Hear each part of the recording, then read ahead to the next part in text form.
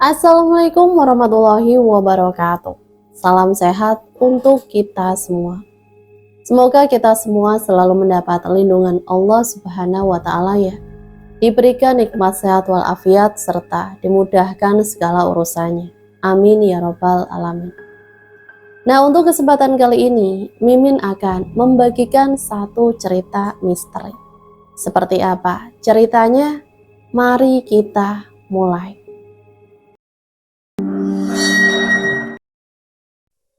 Aku Ani. Aku adalah seorang ibu dari 2 anak dan aku seorang janda. Anakku yang pertama laki-laki bernama Danu dan yang kedua perempuan bernama Sophia. Kami tinggal di pedalaman desa yang terletak di lereng kaki Gunung Kumbang. Gunung yang menghubungkan antara Gunung Ciremai dan Gunung Slamet, tepatnya di daerah Jawa Tengah, di mana hanya ada beberapa rumah saja dan jauh dari perkotaan. Mata pencaharian di desa kami sebagian besar hanya sebagai pekerja kuli di ladang. Itu pun bukan ladang milik sendiri, tapi milik orang lain. Kisah ini terjadi di tahun 1997. Ceritaku berawal sejak 23 tahun lalu, tepatnya di hari sebelum menghilangnya suamiku, Mas Rinto. Saat itu usia anakku Danu 11 tahun dan Sophia 5 tahun. Malam itu Pak Restu, tetangga kami, datang untuk menyuruh kami membantu menanam jagung dan cabai di ladangnya esok hari. Gini Mas Rinto, besok ladang yang dibajak dan yang mau ditanamin itu yang di daerah Manjul, perbukitan. Kira-kira Mas Rinto sama Mbak Ani mau apa enggak kalau saya suruh ke sana? Tapi hanya kalian saja. Soalnya yang lain gak ada yang mau disuruh ke sana. Tanya Pak Restu. Oh iya Pak, nanti biar saya sama istri saya yang kerja di sana. Ya udah Mas, Mbak, tapi upahnya nanti kalian langsung minta ke rumah saya saja ya. Gak apa-apa kan? Kalaupun tidak selesai 1 hari bisa lanjut kapan aja kok. Sekalian saya pamit ya Mas. Oh iya Pak, monggo. Jarak rumah Pak Restu dengan rumah kami sekitar 1 kilometer.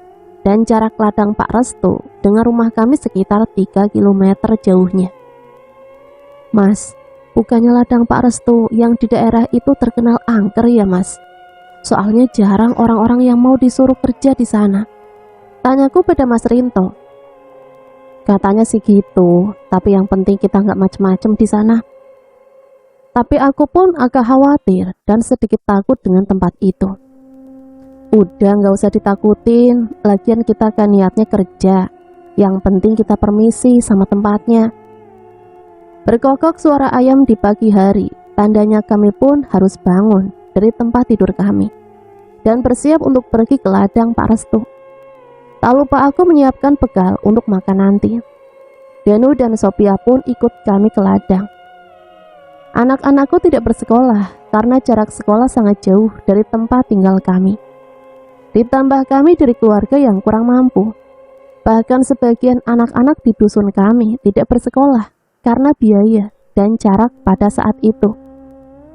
Hampir setiap hari, setiap ada pekerjaan di ladang orang, Danu dan Sophia selalu ikut dengan kami. Setelah berjalan kurang lebih 1 jam, kami pun sampai di ladang. Ladang yang sangat luas, tapi heran, tidak terlihat ada saung di sini untuk kami beristirahat dan menaruh barang-barang kami. Akhirnya kami pun membuat saung dari daun ijuk dan ranting seadanya untuk kami berteduh saat siang nanti. Sebelumnya kami juga sering disuruh Pak Restu tanam ataupun memanen hasil taninya. Hanya saja di tempat yang berbeda. Pak Restu punya banyak sawah di mana-mana, tapi kalau ke daerah Manjul kami pun baru kali ini. Tanahnya luas dan sudah disediakan benih tanaman jagung dan cabai di pinggir ladang. Kami pun memulai dengan mencocok tanam untuk benih jagung. Setelah berjalan beberapa waktu, tak terasa matahari sudah sangat panas, menunjukkan sudah jam 12 siang. Kami pun mulai berjalan ke saung dan beristirahat sejenak untuk makan siang dengan bekal yang kami bawa. Selesai makan siang, kami pun kembali ke ladang sementara Danu dan Sophia asik dengan boneka jeraminya. Seiring kesibukan kami, tak terasa hari pun sudah mulai sore, mungkin sekitar jam 4 sore. Tapi lahan masih setengah lahan lagi yang belum kami tanam. Dan Mas Rinto terlihat sangat kelelahan. Akhirnya ngajak istirahat, duduk sejenak. Karena jaraknya agak jauh dari tempat saung tadi, Mas Rinto pun duduk di pinggir ladang dan meluruskan kakinya di bawah teduhnya pohon. Saat sedang meregangkan kakinya, tanpa sengaja, Mas Rinto pun menendang sesuatu. Seperti kaleng besar, tapi berisi seperti sesajen dan bunga-bunga. Tapi Mas Rinto anggap biasa saja. Apa itu, Mas? Oh itu, udah biasa, orang-orang sini kalau mau berladang suka begitu. Hati-hati loh Mas, permisi-permisi. Ngeri Mas aku. Iya Bu, yang penting kita udah permisi. Dan kami pun melanjutkan pekerjaan kami lagi. Tak terasa hari pun mulai gelap, sementara lahan masih banyak yang belum kami tanam. Dan kami pun putuskan untuk pulang dan melanjutkannya esok hari. Kami pun berkemas dan mulai jalan pulang. Sepanjang perjalanan pulang, Mas Rinto mengeluh leher belakang pegal, berat. Mungkin karena seharian Mas Rinto nunduk terus sambil nanam jagung. Bu, kok leher sama pundakku pegel ya Bu? Pegelnya berat banget, kayak ditimpa beban berat. Mungkin karena seharian Mas nunduk terus jadi pegel. Biasanya kan kita gantian nanamnya. Jawabku berpikir positif. Iya kayaknya ya Bu. Akhirnya sampai juga di rumah sekitar jam setengah 8 malam. Mandiin anak-anak, terus bersih-bersih dilanjut makan malam. Selang beberapa menit setelah makan, gak biasanya Mas Rinto langsung tidur. Aku masih berpikir mungkin Mas Rinto kelelahan. Dan sepanjang malam Mas Rinto sering mengigau, menyuruhku untuk pergi dari desa ini. Bu, pergi Bu, pergi, bawa anak-anak pergi dari sini Bu. Di sini bahaya Bu. Igaunya membuatku khawatir dan cemas sampai terjaga semalaman. Pas di jam 4 subuh, igauan Mas Rinto pun terhenti dan dia mulai tertidur nyenyak. Setelah melihatnya tertidur pulas, akhirnya aku juga tidur meski nanggung. Karena jam 5 kami harus kembali kerja ke ladang Pak Restu. Tak terasa sudah jam 7 aku pun terbangun dengan tergesa-gesa karena kesiangan. Dan saat aku membalikkan arah, ternyata Mas Rinto sudah tidak ada di tempat tidur. Pikirku mungkin Mas Rinto sudah berangkat duluan ke ladang, sementara anak-anak masih tertidur. Aku segera bangunkan anak-anak dan menyiapkan bekal untuk dibawa ke ladang. Pas aku ke dapur, cangkul beserta alat tanamnya masih ada. Apa mungkin Mas Rinto pergi tanpa peralatan? Saat itu aku pun masih berpikir positif. Mungkin saja Mas Rinto sudah dibekali cangkul dan alat lainnya dari Pak Restu. Kami pun langsung bergegas jalan karena hari pun sudah terang. Singkat cerita kami pun tiba di ladang dan aku melihat nggak ada siapapun di ladang. Dalam hati, kemana Mas Rinto? Apa dia disuruh ke ladang lain sama Pak Restu? Dengan hati tak tenang memikirkan Mas Rinto, ditambah dia dalam kondisi kurang sehat saat ini. Aku terus melanjutkan sisa pekerjaan dengan hati gelisah. Dengan ditemani anak sulungku, akhirnya pekerjaan selesai sebelum azan maghrib. Bu, Bapak kemana? Kok dari pagi nggak kelihatan di sini, Bu? Mungkin Bapak lagi nanam di ladang lain. Jawabku sambil menenangkan hati. Apa Bapak sudah pulang, Bu? Dengan polosnya, Sophia pun bertanya. Iya, Dek, mudah-mudahan ya. Setelah beres-beres kami langsung jalan pulang karena hari sudah mulai gelap. Sesamanya di rumah pun Mas Rinto belum ada di tempat. Perasaan pun mulai gak enak. Ada apa sebenarnya dengan Mas Rinto? Sampai selarut ini dia belum pulang juga. Kemana Mas Rinto ini? Atau dia langsung ke tempat Pak Restu ambil upah? Pikirku mencoba berpikir positif. Jam pun sudah menunjukkan pukul 9 malam, tapi Mas Rinto belum juga pulang ke rumah. Aku pun memberanikan diri buat nyusul ke rumah Pak Restu dengan meninggalkan dua anak-anakku. Sepanjang perjalanan menuju rumah Pak Restu, rasa gelisah tak tenang menghantui setiap langkahku. Ada apa sebenarnya denganmu, Mas? Sesampainya di rumah Pak Restu, aku pun langsung bertanya. Sampurasun, Pak Restu. Rampes. Mbak Ani, sudah selesai Mbak nanamnya. Mau diambil upahnya?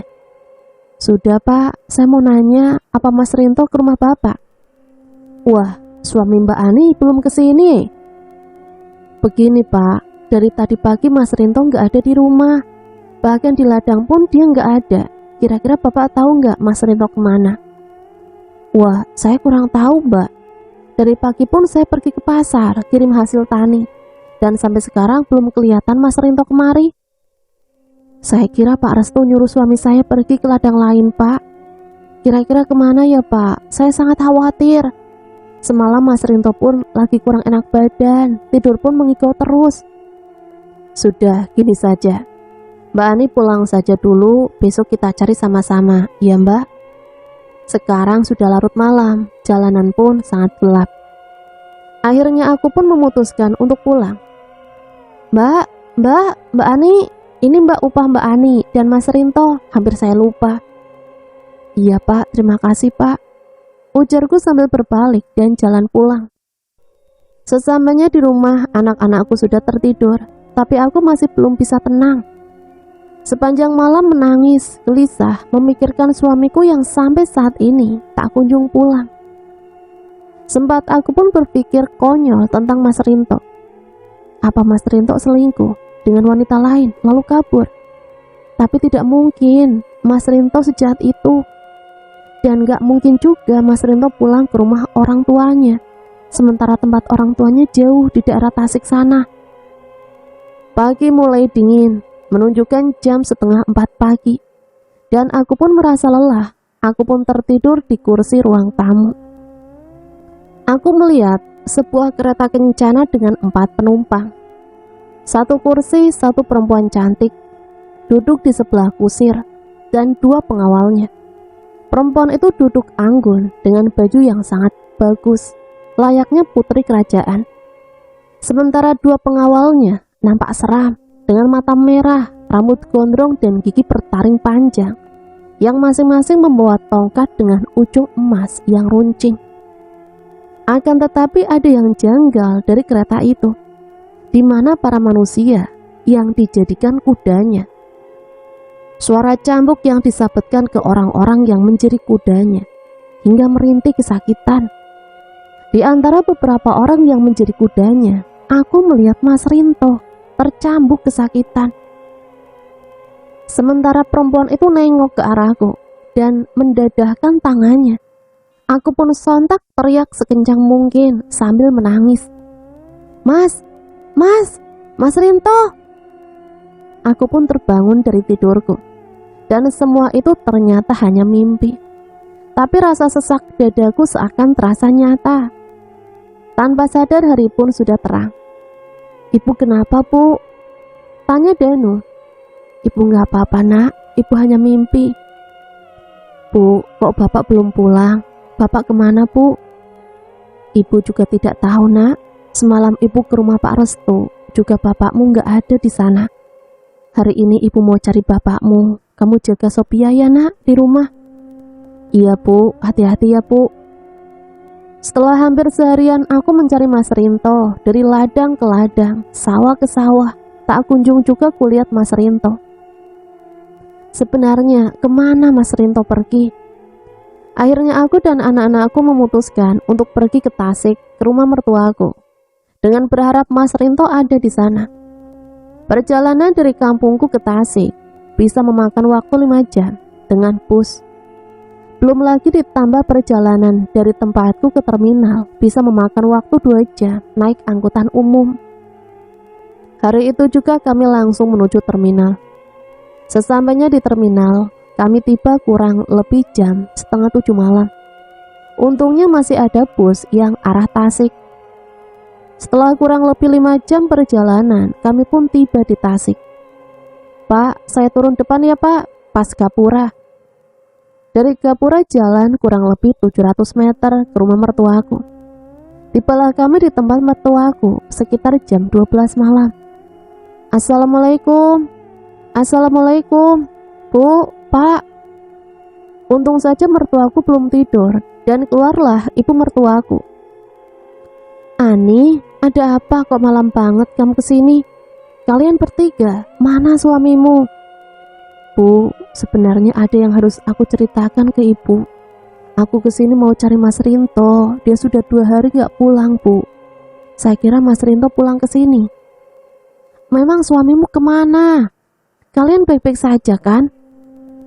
Nggak tahu, Bu. Kami baik-baik aja, Bu. Ya sudah, ayo masuk. Nanti di dalam saja ceritanya. Akhirnya aku pun menceritakan semua kegaduhan ini sama keluarga suamiku. Dan mereka pun sangat kebingungan dengan kejadian ini. Ya sudah, ajak anakmu ke kamar, istirahat. Besok biar bapak coba tanya ya iparmu, barangkali dia ada di sana. Sambung bapak mertuaku. Keesokan harinya, keluarga dan kerabat bapak pun sudah didatangi. Dan hasilnya nihil, Mas Rinto pun gak ada di sana. Hati makin sedih, makin gak tenang. Rasa khawatir mulai datang. Pikiranku sudah kemana-mana. Setelah 3 hari pencarian dan hasil tetap nihil, aku putuskan untuk balik ke Jawa. Dan mertuaku memberiku uang sebagai bekal dan ongkos di perjalanan. An, kamu mau tetap balik aja, nggak mau tinggal di sini aja sampai ada kabar dari suamimu? Iya Bu, aku pulang saja. Siapa tahu Mas Rinto sudah pulang. Tapi kasihan anak-anakmu. Ya sudah, nanti kalau kamu ada apa-apa, nanti kesini aja ya. Jangan lupa kabarin ibu ya kalau suamimu sudah pulang. Iya Bu, pasti nanti aku kabarin. Aku pamit dulu ya Bu. Assalamualaikum. Waalaikumsalam. Setibanya kami di kampungku, tiba-tiba banyak orang-orang di rumah Pak Rizwan yang tak jauh dari rumahku. Maaf Bu, ini ada apa ya? Ramai banget di rumah Pak Rizwan. Tanyaku kepada warga. Oh ini Mbak Ani, dari semalam Pak Rizwan tiba-tiba menghilang dan gak tahu kemana, sampai sekarang belum pulang. Persis kejadiannya seperti suami Mbak Ani ini. Oh ya, gimana Mbak? Apa Mas Rinto ada di Tasik? Gak ada Bu, kami udah cari kemana-mana dan gak ada hasilnya. Saya juga masih bingung Bu, mau cari kemana lagi. Semoga masalah ini jangan sampai terjadi lagi di kampung kita ya Mbak, ngeri aku. Dan sampai keesokan harinya pun Pak Rizwan belum juga pulang. Padahal malam sebelum menghilangnya Pak Rizwan, tidak ada kejadian aneh seperti yang dialami Mas Rinto. Bahkan Pak Rizwan keadaannya baik-baik saja pada saat itu. Kini kecemasanku bertambah disertai rasa ngeri dengan kampung ini. Sudah seminggu semenjak hilangnya Mas Rinto dan Pak Rizwan menjadi perbincangan warga sekitar. Aku mulai bangkit dari keterpurukanku karena hilangnya suamiku. Karena kami pun butuh biaya buat hidup kami. Kebetulan saat itu Mas Edi sedang butuh orang untuk panen di ladangnya. Mas Edi adalah orang yang kaya setelah Pak Restu, dan rumahnya pun tidak terlalu jauh dari rumah kami. Mas Edi seorang bujangan di usianya yang 35 tahun. Mungkin karena trauma terhadap perempuan atau apalah. Saat itu ada 5 orang. Aku dan keempat tetanggaku yang disuruh Pak Edi panen di ladangnya. Bu Janah, Bu Rasti, dan Bu Surti, termasuk aku. Dan satu laki-laki Pak Basri untuk bagian mikul hasil panennya ke saung. 2 hari kami panen dari 2 tempat yang berbeda. Akhirnya selesai juga. Lanjut cerita, aku pun jalan pulang beserta 3 orang tetanggaku itu. Kali ini aku sengaja nggak bawa anak-anak karena aku masih trauma dengan kejadian suamiku. Jadi aku titipkan di rumah tetanggaku. Pas di perjalanan kami melihat ramai sekali orang-orang di rumah salah satu warga. Dengar-dengar dari orang yang ada di sana, katanya dia juga kehilangan suaminya. Sebenarnya ini ada apa? Kok perasaan semakin banyak kegaduhan di kampung ini? Kasihan, banyak istri dan anak yang terlantar akibat kehilangan suaminya. yang menghilang secara misterius. Atau ada hubungannya dengan mimpiku saat itu? Seperti biasa, aku bangun di jam 5 pagi dan masak untuk bekal nanti. Kali ini Danu dan Sophia pun aku bawa ke ladang. Setelah semua peralatan dan bekal siap, kami pun mulai jalan karena hari juga sudah terang. Sampai ke rumah Bu Surti, Bu Jana dan Bu Rasti dan Pak Basri, sekalian berangkat ke ladang bebarengan. Ladang Pak Edi lumayan dekat, tak sejauh ladang Pak Restu, jadi kami pun gak terburu-buru. Sepanjang perjalanan kami pun cerita-cerita. Mbak Ani, sudah tahu gak kalau mayatnya Pak Rizwan sudah ketemu di dekat ladangnya Mas Edi? Ujar Bu Rasti. Pak Rizwan meninggal, Bu. Innalillahi wa inna ilaihi raji'un. Di mananya, Bu, ketemunya? Ketemunya pas sebelah barat ladang Pak Edi yang sekarang kita tuju ini. Di sana kan ada pohon yang melintang gitu. Pak Rizwan ketemu tergantung di pohon itu, Mbak. Ngeri ya. Air mata pun tak terasa menetes dan dada serasa terpukul. Seketika aku kepikiran Mas Rinto. Apa nasib Mas Rinto akan seperti Pak Rizwan? Mbak Ani kenapa nangis? Gak apa-apa, Bu, cuma keinget suamiku. Apa dia bernasib sama dengan Pak Rizwan? Mbak Ani tetap berdoa ya, Mbak. Dimanapun suami Mbak Ani berada, entah dalam kondisi seperti apa, Mbak Ani tetap berdoa ya. Iya, Bu, makasih ya, Bu. Saya selalu berdoa untuk keselamatan Mas Rinto. Yo wis, jangan sedih yo, Mbak. Sudah sampai, yuk kita siap-siap. Sekejap aku pun tengok ke arah pohon yang melintang, yang diceritakan ibu tadi. Rasa penasaran pun mulai timbul. Bu, sebentar ya, saya mau kencing dulu ya, Bu, nitip anak-anak. Oh iya Mbak Ani, kencingnya jangan deket pohon tadi ya, rada kesinian. Padahal aku cuma penasaran dengan pohon itu. Setelah aku tengok dan aku cek, syukurlah gak ada apa-apa. Aku pun langsung balik ke sawah. Kok sekarang Pak Restu jarang kelihatan ya? Jarang nyuruh ke ladangnya lagi, padahal masih beberapa tempat sawahnya yang belum panen. Ujar Bu Surti. Kan udah 2 hari istrinya Pak Restu sakit, memang ibu-ibu belum tahu. Saut Pak Basri. Oh, istrinya sakit. Pantesan ya sekarang jarang kelihatan.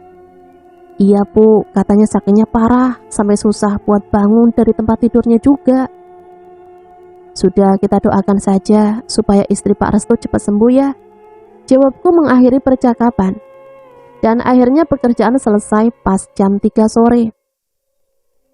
Kami pun langsung menepi dan segera beres-beres.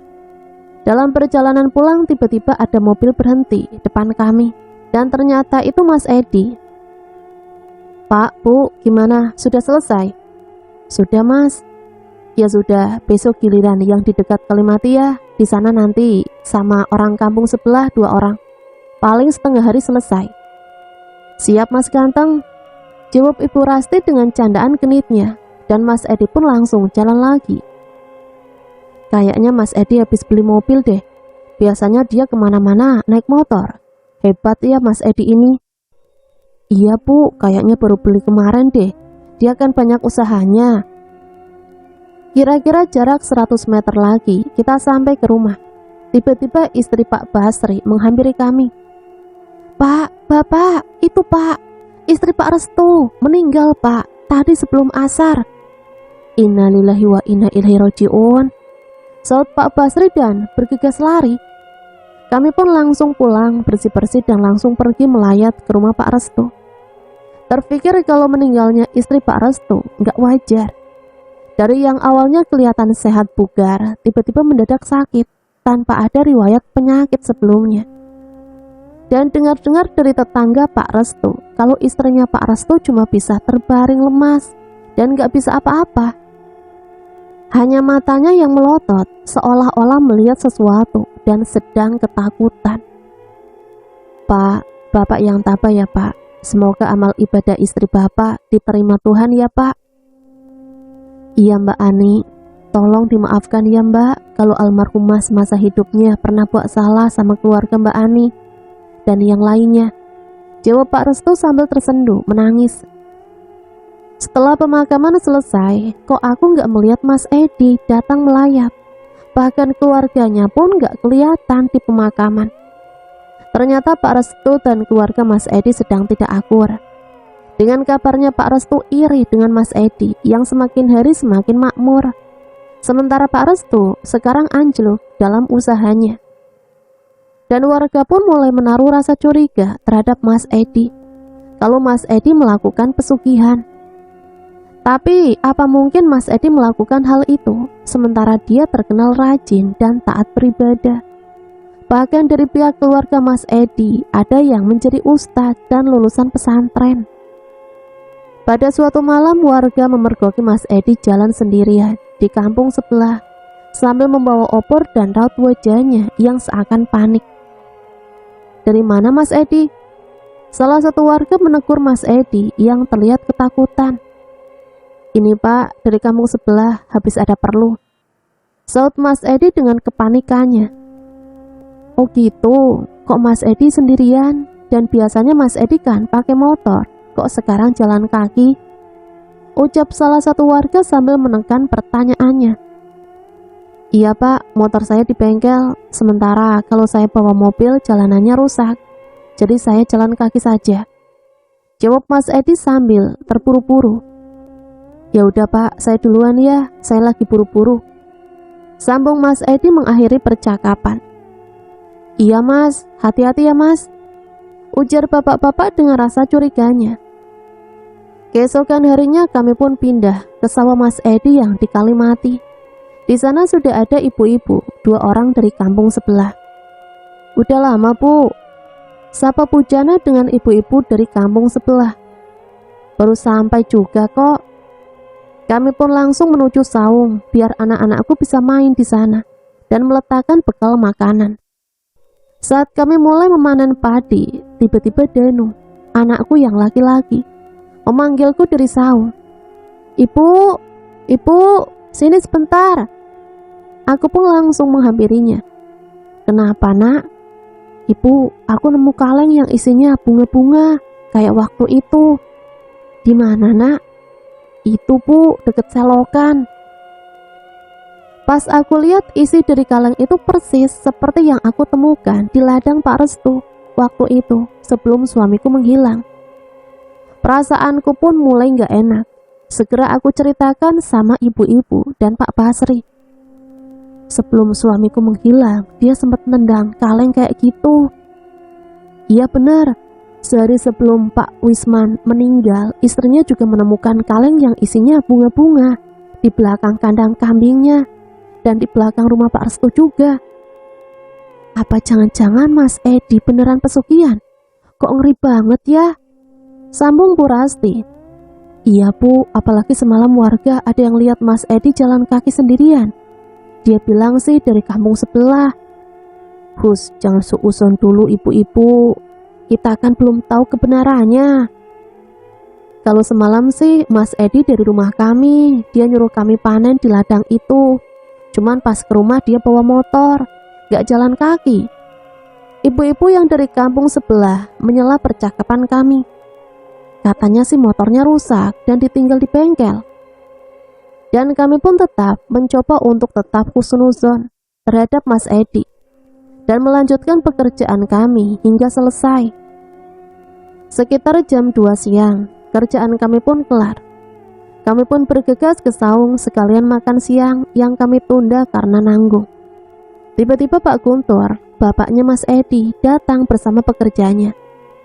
"Assalamualaikum Bu, Pak, mau tanya, Mas Edi tadi kesini gak?" "Waalaikumsalam, belum kesini Pak, belum lihat dari pagi, memang ada apa Pak?" "Gini Bu, tadi pagi saya mau bangunkan dia untuk sholat subuh, tapi Mas Edi sudah gak ada di kamarnya. Saya bingung kemana dia pergi sepagi itu," jawab Pak Guntur dengan rasa cemasnya. Karena saat itu belum ada handphone seperti saat ini. "Coba Bapak tanya temennya atau saudaranya Pak, soalnya semalam katanya habis dari kampung sebelah, motornya rusak, terus ditinggal di bengkel sana." "Oh iya Bu, Pak, terima kasih ya infonya. Saya coba cari ke sana. Assalamualaikum." "Waalaikumsalam." Sesudah makan siang kami pun segera berkemas dan pulang. Setelah tiba di rumah kami, langsung bersih-bersih dan janjian untuk mengambil upah ke rumah Mas Edi. Jalan menuju rumah Mas Edi melewati rumahnya Pak Restu. Dan aku lihat masih ramai dengan warga yang datang untuk yasinan di sana. Sesampainya di rumah Mas Edi, ternyata Mas Edi pun masih belum pulang. Cuma ada ibu dan kakak perempuannya, Mbak Desi. Assalamualaikum. Kami pun memberi salam. Waalaikumsalam. Ibu Surti, mau ambil upah ya? Jawab Ibu Lastri, ibunya Mas Edi. Iya Bu, waktu itu kata Mas Edi kalau sudah selesai ambil upahnya di rumah. Sebentar ya, saya ambilkan dulu. Sambil berjalan ke dalam dengan terburu-buru. Ini upahnya ya, Pak Basri mana? Tanya Bu Lastri sambil nengok kanan kiri. Pak Basri nggak ikut Bu. Oh iya Bu, Mas Edi udah pulang. Sambung Bu Rasti yang penasaran. Belum Bu, dari tadi pagi belum pulang. Saya juga khawatir. Bapak juga lagi nyari dari tadi, belum pulang juga. Saya cuma berdua dengan Desi. Memang Mas Edi nggak pamit mau kemana Bu? Sudah coba tanya orang kampung sebelah belum Bu? Kami juga bingung, lewat mana dia pergi. Biasanya kalau ada suara pintu dibuka, sudah pasti kedengeran. Tapi ini tidak sama sekali. Dan biasanya kalau Mas Edi mau pergi kemanapun, pasti pamit. Jawab Bu Lastri dengan muka cemasnya. Oh iya, saya nitip juga buat Pak Basri ya Bu. Iya Bu, nanti kalau Mas Edi pulang, bilang terima kasih ya Bu. Iya Bu Surti, nanti saya sampaikan. Terima kasih ya Bu. Dan kami pun langsung pulang ke rumah masing-masing. Keesokan harinya, berhubung hari ini nggak ada yang nyuruh kerja, jadi kumanfaatkan untuk beristirahat. Terdengar suara pintu diketuk. Ternyata Bu Rasti berkunjung ke rumahku. Bu Rasti, ada apa ya Bu? Gak ada apa-apa, main saja, sumpek di rumah. Anak-anakku lagi main keluar, suamiku juga kerja. Jadi main aja ke sini. Tadi ke rumah Bu Janah lagi nyuci. Oh gitu, kita duduk di teras saja ya Bu, adem, sambil ngobrol. Sedang asik ngobrol, lewat Pak Restu dan berhenti di depan kami. Siang ibu-ibu, sapanya sambil mematikan mesin motornya. Siang Pak, dari mana Pak siang-siang begini? Habis ngecek ladang yang dimanjul, ternyata sebentar lagi panen. Jawabnya sambil tersenyum. Kira-kira berapa lama lagi Pak dipanennya? 1 mingguan lagi kayaknya Bu. Kira-kira ibu-ibu mau nggak ya panen di sana nanti? Jawab Pak Restu dengan muka penuh harapan. Pasalnya tidak ada satu orang pun yang mau disuruh ke sana setelah kejadian suamiku waktu itu. Nanti kami pikir-pikir dulu ya Pak, soalnya agak serem Pak di sana. Celetuk Ibu Rasti menjawabnya. Iya Bu, saya paham. Banyak orang yang gak mau kalau saya suruh ke sana.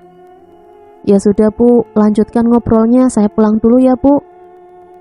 Beberapa jam setelah asik bergosip, Bu Rasti pun pamit pulang karena hari pun sudah agak sore. Sementara aku pergi ke dapur, menyiapkan bahan makanan untuk makan malam nanti. Tapi ternyata bumbu dan minyak sayur pun habis, tinggal beberapa bumbu yang tersisa. Aku pun jalan ke warung untuk membelinya. Sepulang dari warung aku lewat depan rumah Bu Rasti, tapi kayaknya dia sedang kebingungan dan terlihat cemas. Bu Rasti, kok kayaknya lagi kebingungan? Ada apa Bu? Ini Mbak, suamiku sudah jam 5 belum pulang juga. Biasanya dia jam 2 sudah pulang. Mungkin pekerjaannya nanggung Bu, jadi sekalian dibereskan. Ujarku menenangkan hatinya. Aku khawatir Mbak, apalagi keadaan lagi kayak gini. Biasanya aku juga nggak terlalu khawatir kalau dia telat pulang. Ya sudah, Ibu jangan khawatir, doakan saja. Semoga tidak ada apa-apa ya Bu. Ya sudah, saya duluan ya mau masak. Iya Mbak Ani. Aku lanjut jalan pulang. Setelah semua beres, aku pun mencari Danu yang seharian main belum juga pulang. Apalagi sudah hampir maghrib, sudah mulai gelap. Dari jauh terdengar teriakan memanggilku. Bu, Ibu. Suara Danu memanggilku. Ibu, Danu sama teman-teman lihat suami Bu Rasti pingsan di pinggir sungai. Seruan anakku sambil ngos-ngosan. Aku pun langsung lari ke rumah Bu Rasti dan meminta bantuan kepada warga lainnya. Bu Rasti pun lari sekencang-kencangnya dengan air mata yang mulai melintasi di pipinya. Inna lillahi wa inna ilaihi raji'un, ucap salah satu warga yang memegang pergelangan tangan suami Bu Rasti. Dia sudah tidak ada, Bu. Sontak histeris teriakan Bu Rasti. Bapak, gak mungkin, Pak. Sambil menangis kejang melihat suaminya terkapar dan sudah tak bernyawa. Sudah banyak korban kematian yang gak tahu apa penyebabnya. Akhirnya jenazah suami Bu Rasti pun segera dimakamkan malam ini. Sepulang dari makam, kami bertemu Pak Guntur. Bapaknya Mas Edi baru pulang. Pak Guntur dari mana, Pak? Tanya salah satu warga. Ini, Pak, habis cari anak saya, Edi, tapi belum ketemu juga. Siapa, Pak, yang meninggal? Suami Bu Rasti, Pak, meninggal tadi sore, ucap warga kepada Pak Guntur. Innalillahi wa inna ilaihi raji'un. Beliau sakit apa, Pak? Sebelumnya nggak ada riwayat sakit, Pak. Mayatnya ditemukan di sungai, Pak. Tolong sampaikan bela sungkawa saya sama Bu Rasti ya. Ya sudah, saya lanjut pulang ya. Nanti saya datang pas yasinan, ujar Pak Guntur sambil berjalan. Iya, Pak. Hati-hati ya, Pak. Setelah kematian suami Bu Rasti, warga pun mencurigai keluarga Mas Edi.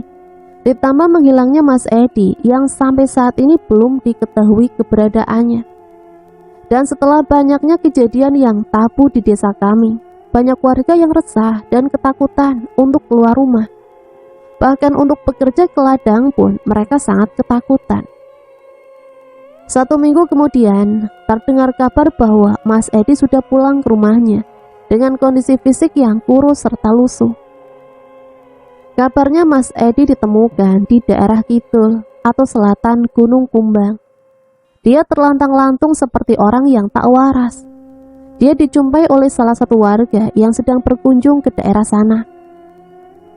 Malam itu aku dan para warga pun datang ke rumah Mas Edi untuk melihat keadaannya dan kondisinya.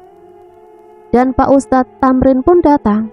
Beliau adalah abang iparnya Mas Edi, suami dari Mbak Desi. Setelah beberapa jam, Pak Ustadz Tamrin mencoba mengajak ngobrol Mas Edi.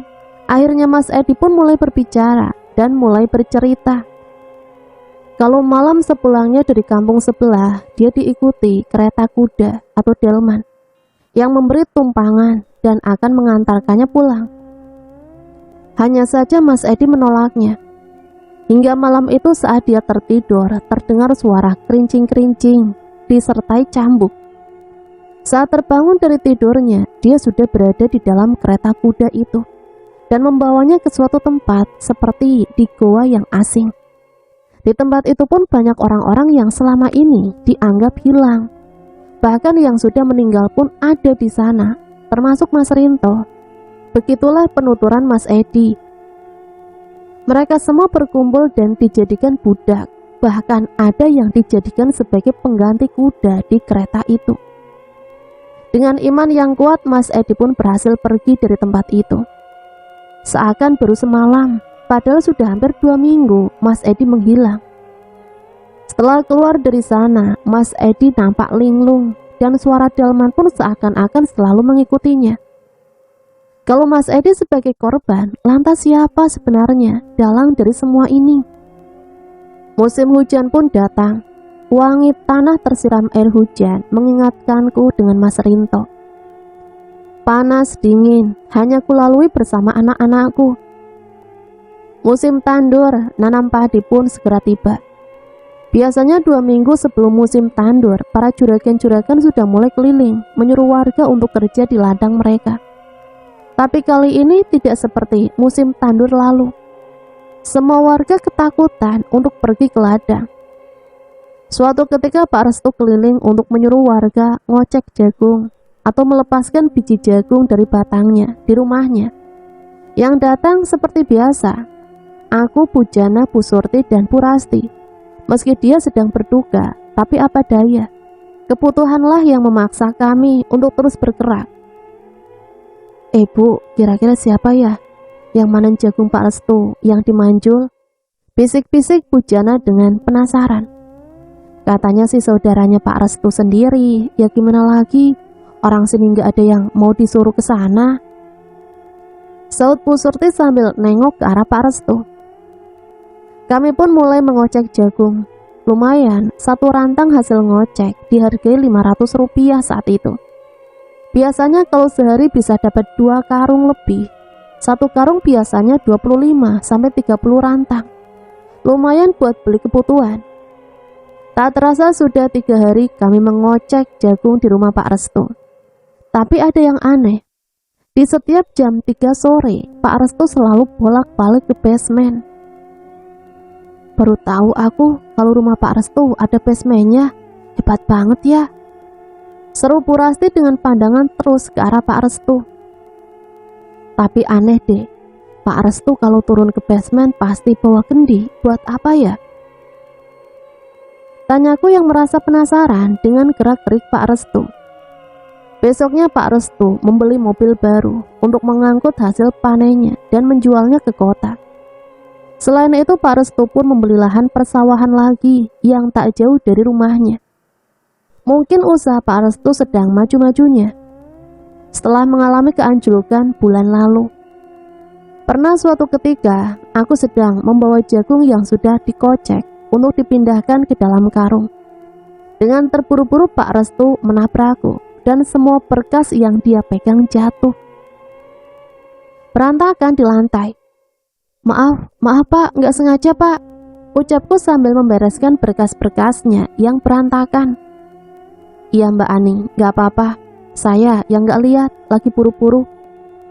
Saat sedang merapikan kertas-kertas, aku melihat terselip di buku warna hitam, bertuliskan nama-nama orang yang selama ini menghilang. Dan terakhir, aku melihat nama Mas Edi. Hanya saja Pak Restu langsung mengambilnya dan langsung pergi. Rasa curigaku terhadap Pak Restu kini semakin kuat. Saat itu Pak Restu sedang mengirim hasil panennya ke kota. Aku berpura-pura izin ke sumur. Saat semua lengah, Bu Rasti dan Bu Surti pun terlihat sedang asik mengobrol. Aku langsung belok memberanikan diri ke arah basement. Tangga demi tangga ku injak dengan gemetar, diiringi rasa takut akan ketahuan. Sesamanya di bawah, terlihat tumpukan padi dan gudang peralatan tani. Tapi aku melihat ada satu kamar yang tertutup dan terkunci. Di sekeliling dinding itu dilapisi kain berwarna hitam. Terlihat dari sela-sela dinding ada sebuah lubang. Dan aku pun coba mengintip dengan rasa penasaranku. Semua dikelilingi kain berwarna hitam, berpadu merah, dan tampak dihiasi bunga-bunga. Dan beberapa kaleng berisi bunga-bungahan, persis seperti yang ada di ladang. Dan di belakang rumah Pak Wisman. Di atas meja terlihat buku berwarna hitam yang tadi pagi berserakan saat aku tabrak. Apa mungkin selama ini Pak Restu dalang dari semua kegaduhan ini? Tanyaku dalam hati. Setelah rasa penasaranku terjawab, aku langsung naik ke atas dan kembali mengocek jagung.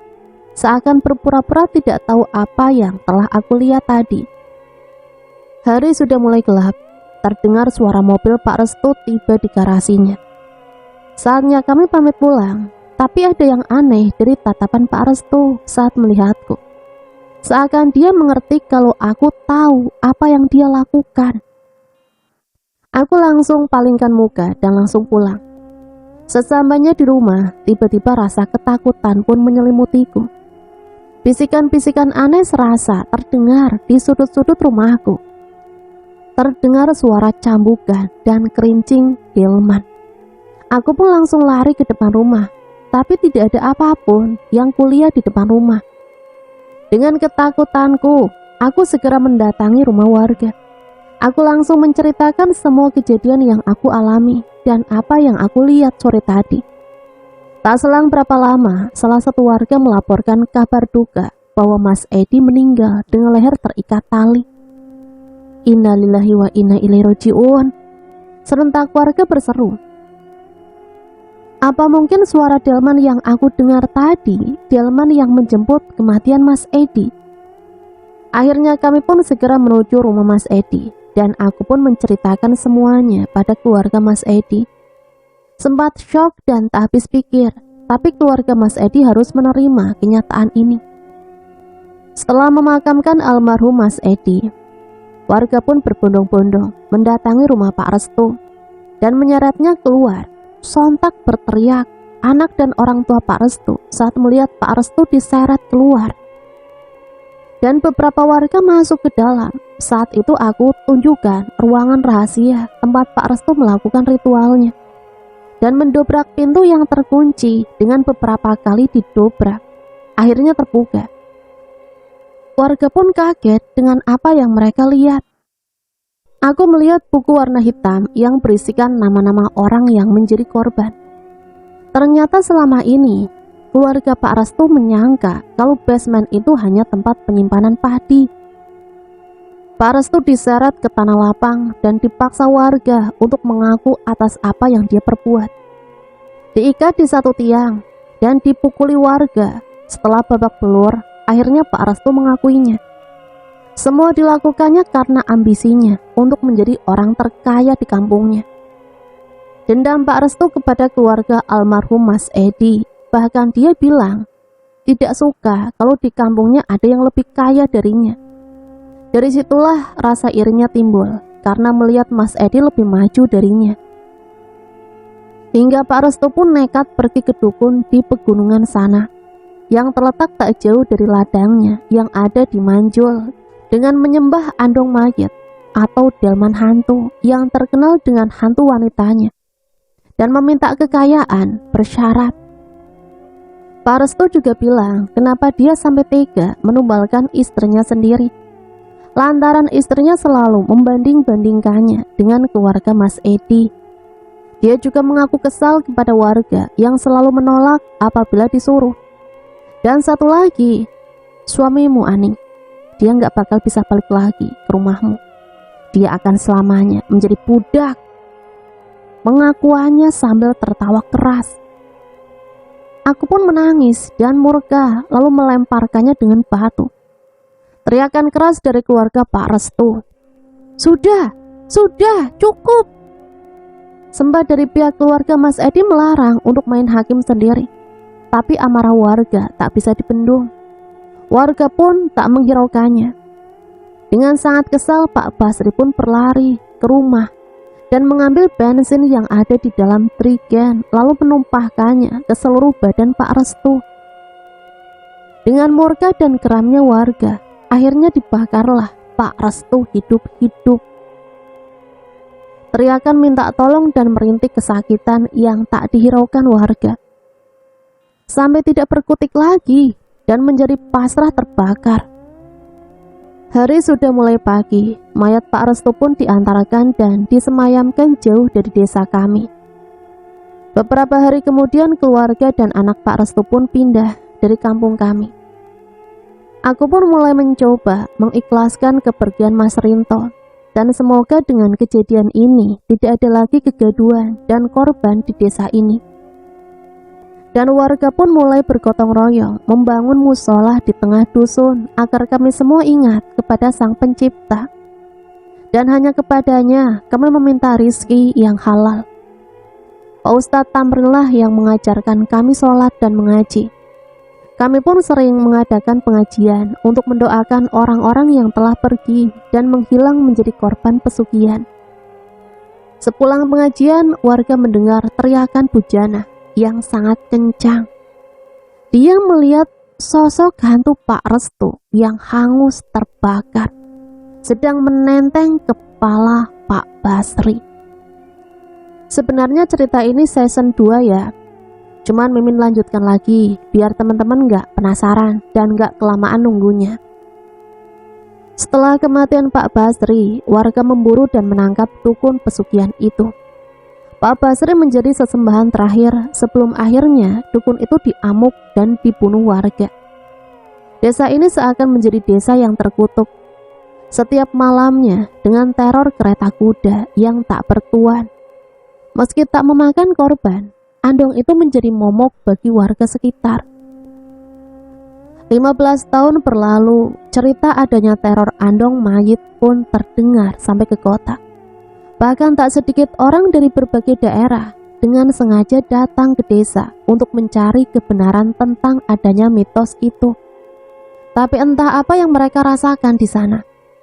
Sebagian warga pun masih ada yang tinggal di desa itu demi mempertahankan rumah dan warisan mereka.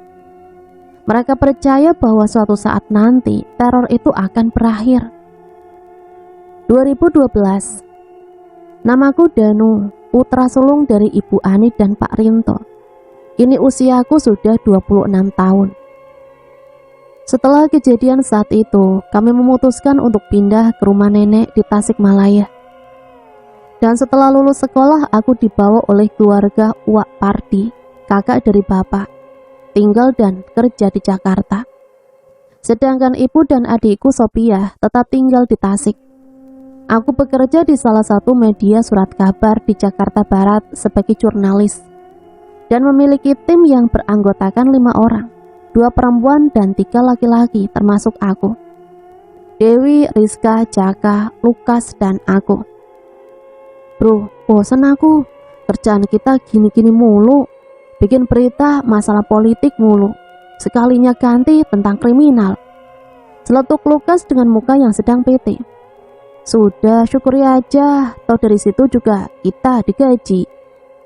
Jawabku menenangkan suasana.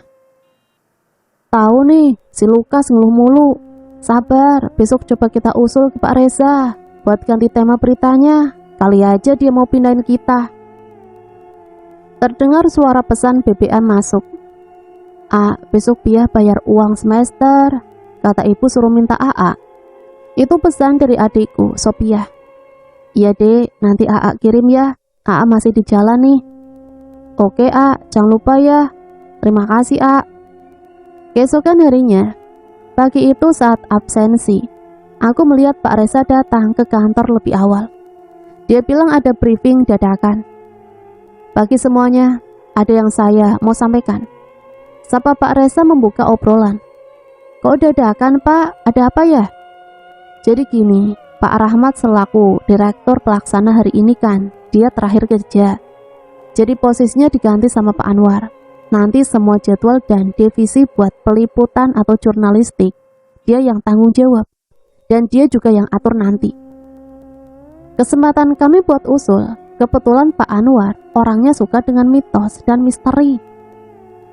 Setelah briefing kelar, Dewi dan Rizka pun ke ruangan Pak Anwar. Meski awalnya Rizka nggak setuju karena Rizka takut hal yang berbau horor. Tapi setelah dibujuk, akhirnya mau.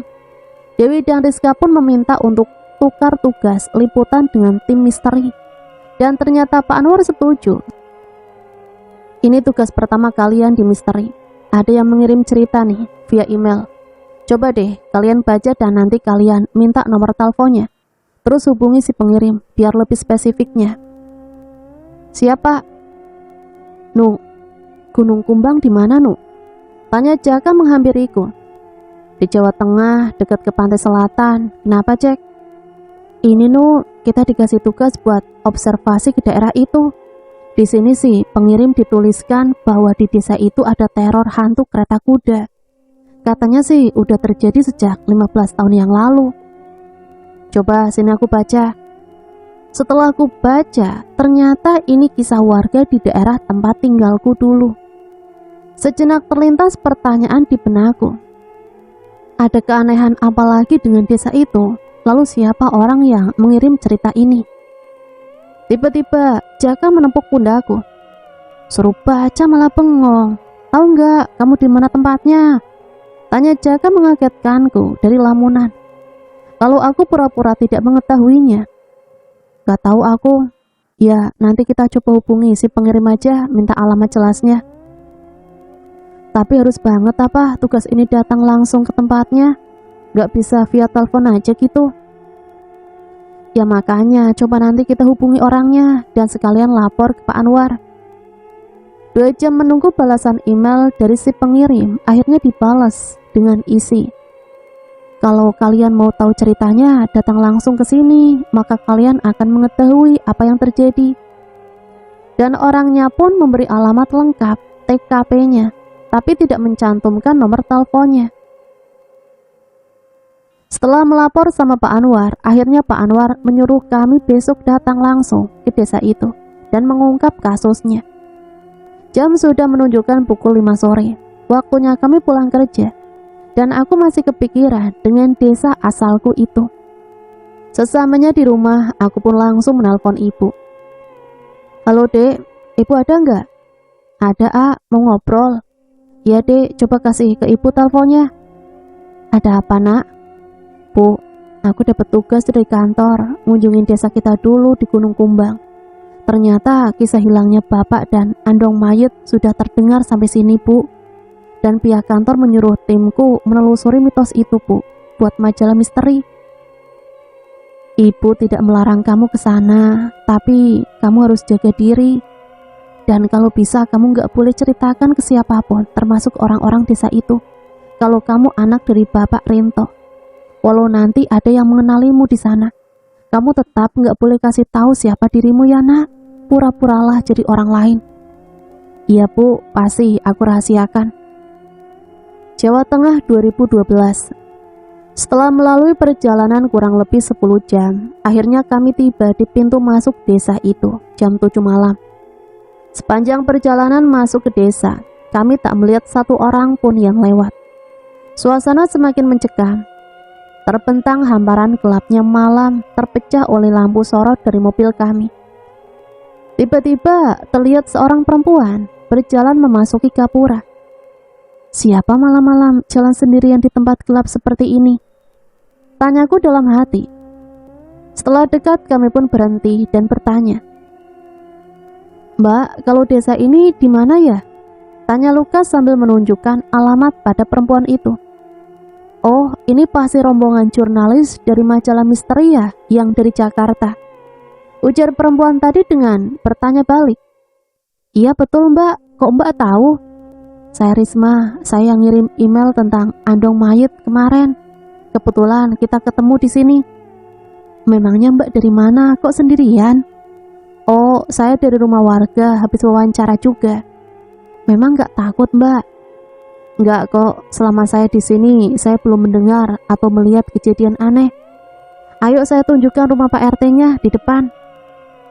Kami pun langsung menuju rumah Pak RT di sana. Setelah sampai di rumah Pak RT, "Assalamualaikum Pak, ini ada tamu jurnalis dari Jakarta Pak, yang saya ceritakan kemarin." Ucap Risma kepada bapak-bapak yang sedang duduk di teras. "Waalaikumsalam. Dek Risma, mereka jadi kesini?" "Kenalin, ini Pak Tamrin, ketua RT sekaligus ustadz di desa ini. Silahkan, kenalkan diri kalian masing-masing." Ternyata Pak Tamrin masih tinggal dan jadi RT di sini. Tapi kenapa beliau tak mengenaliku? Ujarku dalam hati. "Saya Lukas, ini Dewi, Rizka, Jaka, dan Danu." Ungkap Lukas memperkenalkan kami pada Pak Tamrin. "Danu, seperti tidak asing nama itu." Tanya Pak Tamrin dengan langsung melihat ke arahku. "Begini Pak, saya mengirim cerita tentang misteri di kampung ini sama pihak media. Dan mereka ingin meliput sekaligus mewawancarai Bapak sebagai narasumber di dusun ini. Sekalian biar saya ada temannya Pak bikin makalah, nggak apa-apa kan Pak?" Sambung Risma. "Nggak apa-apa, boleh saja, asal kalian taati peraturan di desa ini." Setelah Pak Tamrin setuju, akhirnya beliau mengizinkan kami tinggal sementara di rumahnya, rumah peninggalan almarhum Pak Edi, untuk beberapa hari ke depan sampai wawancara dan observasi selesai. Lalu Pak Tamrin pun mengajak kami masuk dan menunjukkan satu kamar untuk aku, Lukas, dan Jaka. Sementara Rizka dan Dewi sekamar dengan Risma. Pak Tamrin hanya tinggal berdua dengan istrinya, Bu Desi, kakak kandung almarhum Pak Edi. Sementara Bu Lastri dan Pak Guntur, orang tua almarhum Pak Edi, sudah wafat 1 tahun yang lalu karena kecelakaan. "Maaf Pak, kalau boleh tahu, Risma itu putri Bapak?" Oh bukan, dia juga dari Jakarta, sedang membuat makalah untuk skripsinya. Sudah 5 hari dia di sini. Kalau anak bapak ada 2 perempuan, tapi sudah menikah, ikut suaminya semua.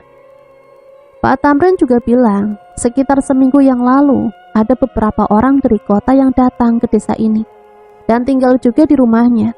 Hanya saja mereka ketakutan dengan suasana malam di desa ini. Setelah mandi, kami disuguhkan makan malam oleh Ibu Desi. Nanti habis makan, kalian langsung istirahat saja ya di kamar.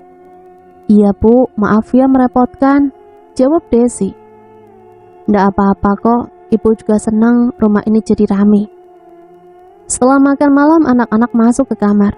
Aku pun duduk di teras musola, samping rumah, sambil melihat sekeliling, dan mengingat masa kecilku di desa ini. Musola ini dibangun setelah peristiwa Pak Restu dibakar hidup-hidup 15 tahun lalu. Saat sedang melihat-lihat, tiba-tiba sosok berjubah hitam itu muncul di seberang jalan. Dia sadar kalau aku melihatnya. Sosok itu pun lari dan lenyap entah kemana. Nak, masuk, sudah malam, jangan di luar. Pak Tamrin memanggilku. Aku pun langsung masuk ke dalam rumah. Malam berlalu, pagi pun datang. Kami ikut sholat di musola yang diimami Pak Tamrin, kecuali Lukas karena dia beda keyakinan dengan kami. Setelah sholat, kami membantu Pak Tamrin memberi makan ternak dan membersihkan kandang-kandangnya. Sementara cewek-cewek membantu Bu Desi masak di dapur. Eris, sudah sampai mana makalahmu? Tanyaku pada Risma. Baru sebagian bang, kalau sendiri agak males juga. Makanya aku ngundang kalian supaya ada temennya. Cie, ngobrol mulu, kayaknya ada yang nyoba PDKT nih. Banyol Dewi mengejekku. Apaan deh, orang nanya doang. Oh ya, maaf ya, kemarin aku nggak kasih kalian nomor handphone. Sengaja sih biar kalian penasaran, terus kesini deh nemenin aku bikin makalah. Iya nggak apa-apa, sudah niat kami kok kesini. Hari ini Pak Tamrin mau mengajak kami berenam ke ladang tempat kejadian awal mula terjadinya korban pesugihan. Ya, itu di ladang Pak Restu muncul. Karena jaraknya lumayan jauh, kami menggunakan mobil untuk menempuhnya. Sebenarnya sedih kalau harus mengingat kejadian itu, tapi aku mencoba untuk terlihat biasa di depan mereka.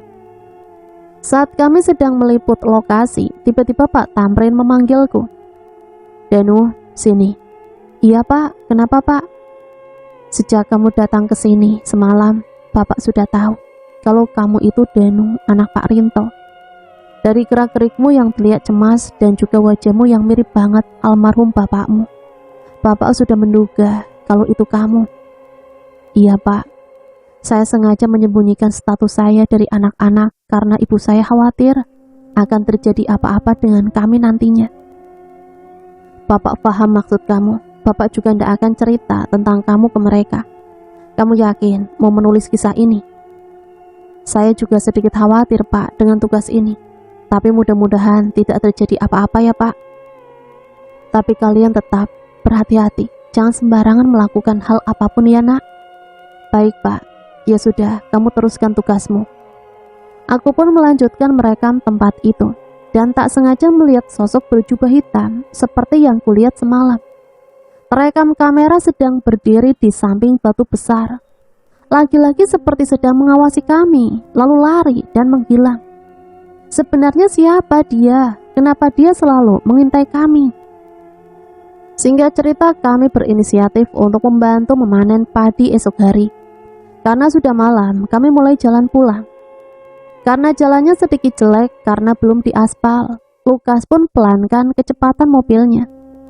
Dari samping tiba-tiba lewat kereta kuda mendahului kami, lalu berhenti pas di depan kami.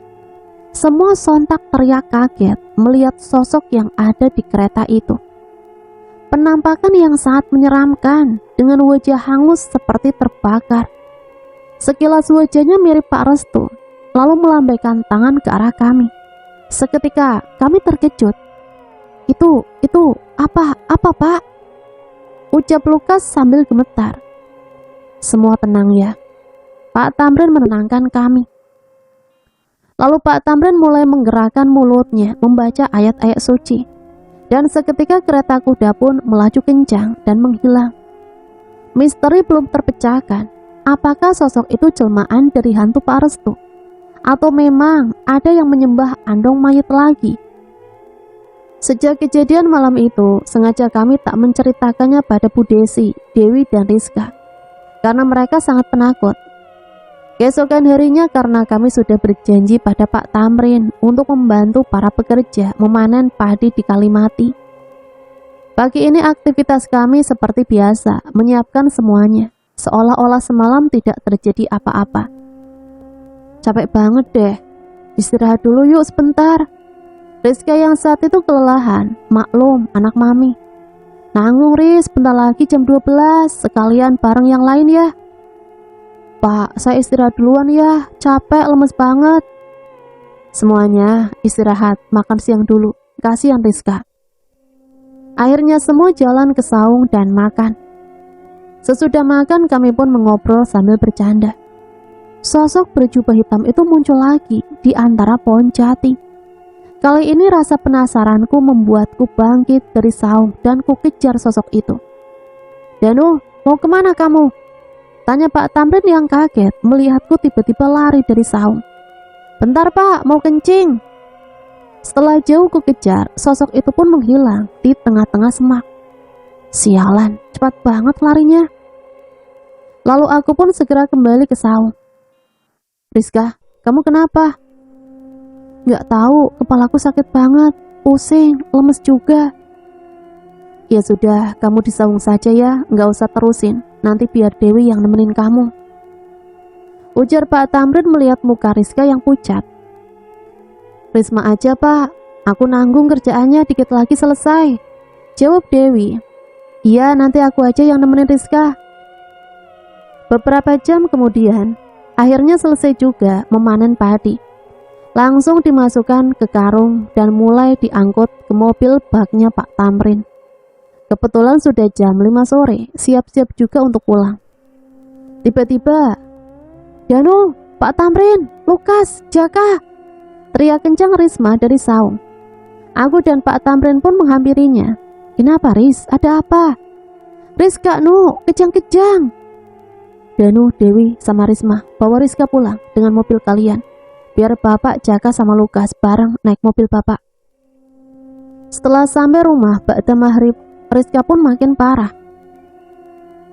Kalian semua akan saya tumbalkan, ucap Rizka dengan mata merah dan suara lantang, serta tertawa membahana. Pak Tamrin pun datang lalu membisikkan ayat-ayat suci di telinga Rizka. Seolah Rizka kepanasan, namun ia berontak dan menendang Pak Tamrin. Lalu semakin kencang Pak Tamrin membacakan ayat-ayat. Rizka pun mengeram, lalu pingsan. Keadaan mulai tenang. Tiba-tiba dari luar terdengar teriakan warga. Pak Tamrin, tolong anak saya kesurupan. Dia mau membakar dirinya sendiri. Tolong Pak. Dia juga mengancam akan membunuh suami saya Pak. Teriakan ibu-ibu warga sini dari depan rumah. Lalu aku, Jaka dan Pak Tamrin langsung mendatangi rumah warga. Dan setelah kami sampai di rumah warga, anak tersebut sudah membunuh bapaknya dan membakar tubuhnya sendiri hingga hangus. Warga pun mulai ramai menyaksikan kejadian itu tanpa ada satupun yang menolongnya. Mereka takut kalau itu sebuah ancaman yang bisa mengakibatkan siapapun yang menolongnya, maka keluarganya akan ikut menjadi korban. Sontak teriakan si ibu yang sangat kencang melihat suami dan putranya sudah tak bernyawa. Dan Pak Tamrin pun meneteskan air matanya sambil terlutut. Kenapa hal ini terjadi lagi di desa ini? Tangis Pak Tamrin. Jasad anak dan sang ayah dimakamkan di samping rumahnya. Sambil menangis memohon, Pak Tamrin pun menyuruh warga untuk tinggalkan desa ini sesegera mungkin. Namun sebagian warga menolak dan memilih tetap hidup di sini dengan alasan tidak punya tempat lain selain di sini. Mereka pasrah, hidup dan mati di tangan Tuhan. Ya sudah, terserah kalian. Saya sudah memperingati kalian, tapi kalian tetap memaksa. Setelah di rumah, Rizka masih tak sadarkan diri dan terus mengigau. "Nak, saya mohon, besok kalian tinggalkan tempat ini. Di sini bahaya, Nak." "Tapi Rizka bagaimana, Pak?" "Saya coba bantu semaksimal mungkin. Mudah-mudahan besok Nak Rizka membaik. Setelah dia sadar, kalian langsung tinggalkan desa ini." "Baik, Pak." Ketika sedang senyap, terdengarlah suara dentingan kereta kuda tak bertuan berhenti di depan rumah. Seketika Lukas pun terlempar keluar, lalu Risma menariknya hingga mereka berdua terseret ke dalam kereta itu. Seakan ada yang menarik mereka. Aku pegang tangan Lukas dengan kuat dan Pak Tamrin menarik badan Risma. "Nu, tolong Nu, jangan lepasin aku Nu." Lukas yang sedang terseret ke dalam kereta itu. Tapi apa daya, kami sudah coba menahan mereka, namun terlepas. Kereta itu lari dengan kecepatan penuh, membawa Risma dan Lukas, lalu lenyap di kegelapan. Rizka pun tersadar. "Jak, Dewi, Nu, apa yang terjadi? Mana Lukas sama Risma?" "Gak ada apa-apa, Riz. Sudah, kamu istirahat aja. Besok kalian pulang aja." "Tapi Lukas gimana, Nu?" "Kalian tenang, biar aku yang cari." "Gak fair dong, Nu. Gak mungkin kita pulang tanpa kamu sama Lukas. Kita kesini bareng-bareng loh," sambung Jaka. "Jak, aku gak mau ada korban lagi. Intinya besok kalian pulang, biar aku sama Pak Tamrin yang hadepin. Ini ada kaitannya sama keluarga aku. Jadi aku mohon, kalian pulang besok." "Nu, aku butuh kejelasan dari kamu. Ada apa ini? Dan kemana Lukas, Nu?" Rizka yang masih penasaran. "Sudah, besok Jaka yang akan jelasin semuanya. Yang penting kamu sekarang istirahat. Dan besok pagi kalian pulang ya, bahaya di sini." "Nu, apa maksud kamu? Semua ini ada kaitannya dengan keluarga kamu. Jawab, Nu." Dewi menyela obrolan. "Oke, sebenarnya ini kampung aku waktu aku kecil. Dan cerita yang kalian baca di email adalah cerita hilangnya bapak aku dan warga di sini." Sejenak mereka pun langsung terdiam. "Kenapa dari awal kamu gak pernah cerita tentang ini ke kita? Jadi kamu sama Pak Tamrin udah tahu ini bakal terjadi. Kamu jahat, Nu," sambung Dewi dengan kesal. "Bukan gitu, Dewi. Aku juga gak mau berbohong, tapi aku juga takut kalau aku jujur." "Sudah gak ada gunanya kalian berdebat. Besok Nak Rizka, Nak Jaka sama Nak Dewi, kalian pulang. Bapak mohon," ucap Pak Tamrin menenangkan keadaan. Setelah dipujuk Pak Tamrin, akhirnya Rizka, Dewi dan Jaka mau disuruh pulang. Keadaan pun mulai tenang. Kereta kuda pun muncul dan kali ini menuntunku ke sebuah goa yang dimana di sana banyak mayat yang berjejer seperti mau dipersembahkan. Aku juga melihat Lukas digantung, tangan dan kakinya lalu ditusuk tombak dari mulutnya. "Lukas!" Aku pun terbangun dari mimpiku. Astagfirullahaladzim. Ternyata hari sudah pagi. Aku pun membangunkan Pak Tamrin dan juga anak-anak agar bersiap-siap untuk pulang. "Cek, sampaikan berita ini pada Pak Anwar ya, dan doakan aku bisa bawa pulang Lukas dengan selamat. Kamu hati-hati di jalan. Kalau udah sampai, kabarin aku." "Iya, Nu, kamu jaga diri di sana. Maaf, aku gak bisa bantu kamu sama Pak Tamrin." Sepulang mengantarnya Jaka, Pak Tamrin pun mengumpulkan warga untuk berdiskusi. Setelah berdiskusi panjang, akhirnya warga setuju untuk membantu kami menyelesaikan masalah ini. Dan kami pun berniat mencari tempat pemujaan itu. Pasti tempatnya tidak jauh dari tempat tinggal si dukun itu, celetuk salah satu warga. "Kita coba saja nanti cari di daerah selatan gunung," ujar Pak Tamrin. Setelah persiapan lengkap, kami mulai perjalanan dengan beranggotakan 12 orang termasuk aku dan Pak Tamrin. Kami mulai menyusuri bukit-bukit yang ada di daerah Manjul. Semakin jauh semakin naik pula jalan yang kami tempuh. Akhirnya sampai di tempat semayamnya dukun persugihan yang dulu diamuk warga. Tapi di sana tidak ada satupun tanda-tanda adanya manusia yang tinggal di tempat itu. Bahkan tempatnya sudah usang dan berantakan. Nggak ada apa-apa, Pak. Kita udah muter-muter di sini, nggak ada rumah ataupun gua, Pak. Ujar salah satu warga. Ya sudah, kita jalan lagi. Medan yang semakin menanjak, para warga pun kelelahan. Akhirnya kita rehat sejenak. Dan aku melihat sosok yang berjubah hitam itu ada di belakang kami. Bahkan kali ini para warga juga ikut melihatnya. Lalu kami pun mengejarnya, tapi seperti biasa, dia selalu menghilang di antara rimbunya hutan. Apa itu tadi? Cepat sekali dia menghilangnya. Sejak aku datang ke tempat Pak Tamrin, sosok itu selalu mengintaiku. Bahkan hampir setiap hari aku melihatnya. Tapi setiap ku kejar, dia pasti lari lalu menghilang begitu saja. Tiba-tiba terdengar suara kuda berlari ke arah kami sangat kencang.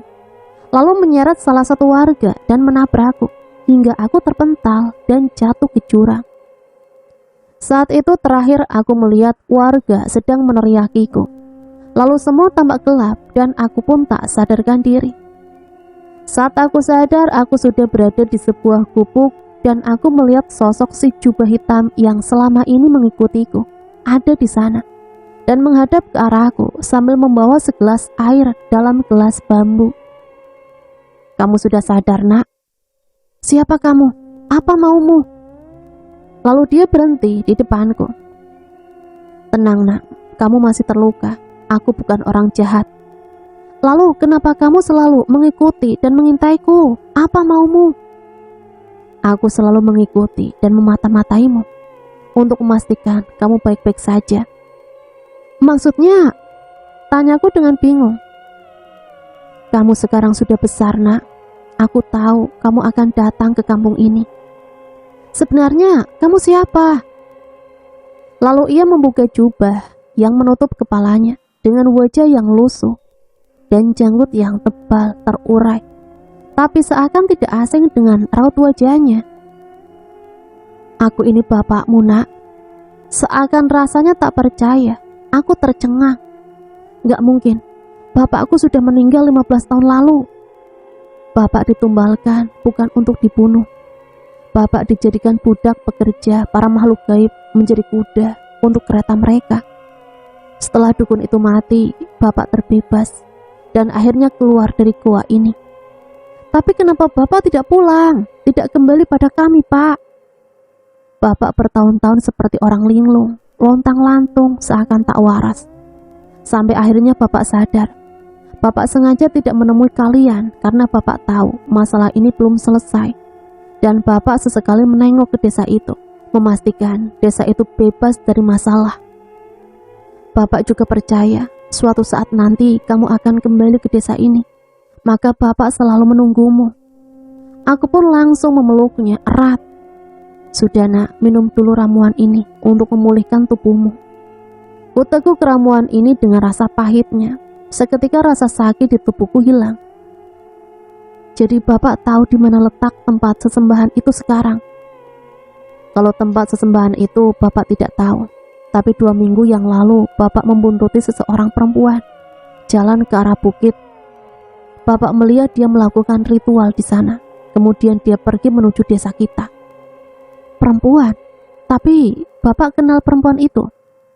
Bapak tidak kenal. Dia selalu memakai kerudung merah dan menutupi mukanya dengan kerudung itu. Tiba-tiba terdengar suara warga memanggilku, seperti mereka turun ke jurang untuk mencariku. "Nu, Danu." Nah, kamu pergi dan temui mereka. Jangan pernah bilang pada mereka kalau Bapak masih hidup. Tapi Pak, sudah, kamu sekarang pergi. Bapak akan ke Bukit Sagara. Aku pun langsung keluar dari bukit itu dan menemui warga. Rasa rindu ini sedikit terobati setelah bertemu Bapak. "Danu, kamu tidak apa-apa, Nak?" "Saya tidak apa-apa, Pak." "Pak, aku tahu di mana tempat ritual itu." "Di mana, Nak?" "Letaknya di Bukit Sagara, Pak." Kami pun bergegas menuju bukit itu sebelum hari mulai gelap.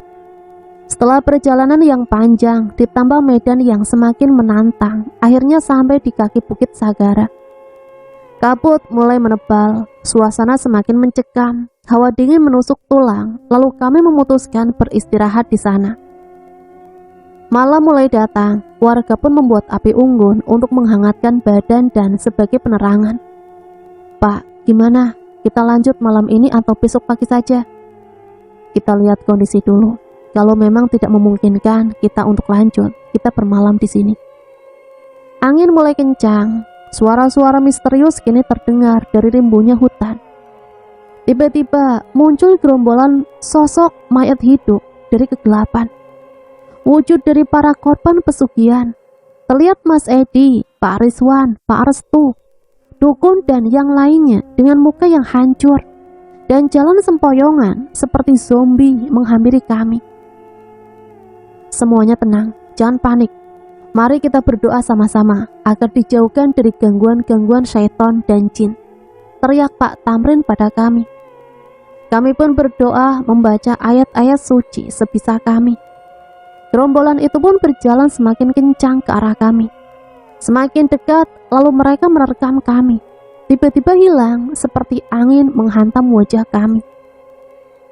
Pak, sekarang apa yang akan kita lakukan, Pak?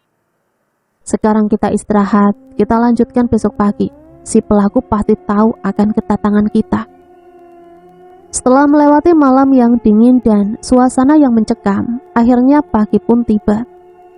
Kami mulai melanjutkan perjalanan naik ke Bukit Sagara. Langkah demi langkah kami lalui dengan kabut yang masih gelap menyelimuti jalanan. Setelah sampai di atas bukit yang masih gelap, diselimuti kabut, kami melihat gubuk yang dikelilingi pepohonan beringin yang sangat rimbun dan berakar besar dan panjang, yang di bawahnya banyak sekali kuburan tanpa nisan. Di sana juga kami melihat kereta kuda tanpa awak terparkir di samping gubuk itu. Setelah kabut mulai tertiup angin, aku melihat Lukas dan salah satu warga yang terseret kereta kuda terikat di antara pepohonan. Lukas, aku bergegas melepaskan ikatannya, namun Lukas dalam keadaan pingsan. Mendengar suara kami, tak lama sosok perempuan keluar dari gubuk itu memakai jubah dan penutup kepala berwarna merah. Akhirnya, kalian sampai di tempat ini. Dengan tertawa lantang, suara dari perempuan itu. Siapa kamu? Tanyaku mendengar suara yang tak asing. Lalu perempuan itu membuka penutup kepalanya dan semua terkejut. Risma, aku yang terheran melihat keberadaannya di bukit ini. Kenapa? Kalian heran melihatku di sini? Apa yang kamu lakukan di sini? Aku yang memancing kalian datang ke sini. Aku adalah anak dari Pak Restu yang kalian bakar hidup-hidup.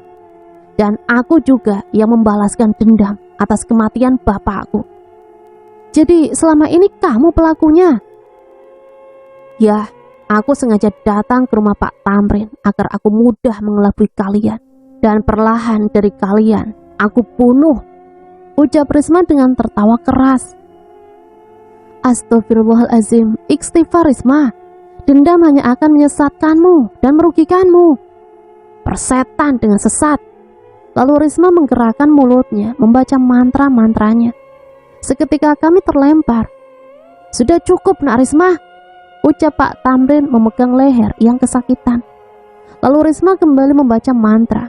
Dan akar pohon beringin melilit leherku dan Pak Tamrin. Para warga terseret akar dan melilitnya ke batang pohon.